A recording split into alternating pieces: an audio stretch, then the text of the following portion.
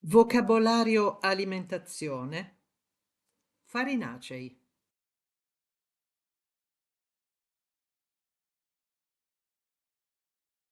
La farina. La farina si usa per fare pasta, pizza, pane, eccetera. Il pane.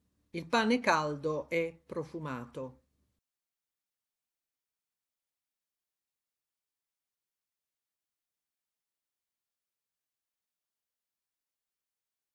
La pasta. La pasta al pomodoro è un piatto tradizionale.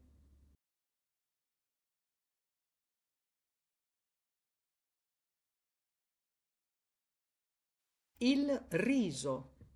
Il riso si usa per fare il risotto.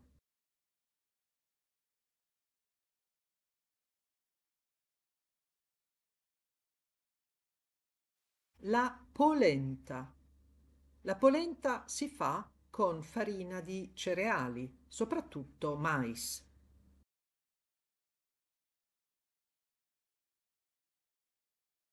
La focaccia. La focaccia morbida profuma di olio e rosmarino.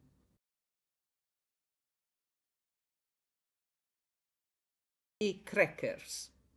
I crackers sono uno spuntino leggero.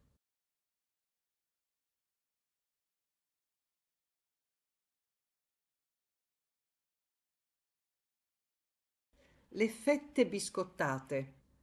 A colazione mangio 2 fette biscottate con la marmellata.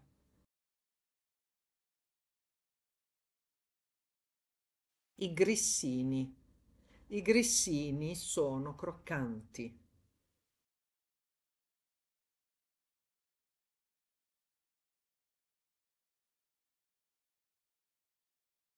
Il biscotto.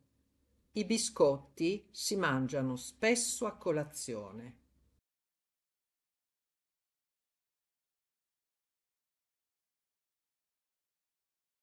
La torta. Le torte sono perfette per le feste.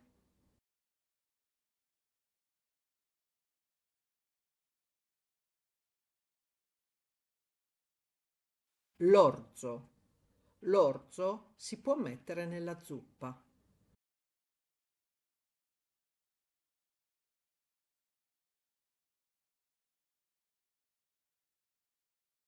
L'avena. I fiocchi d'avena si mangiano a colazione.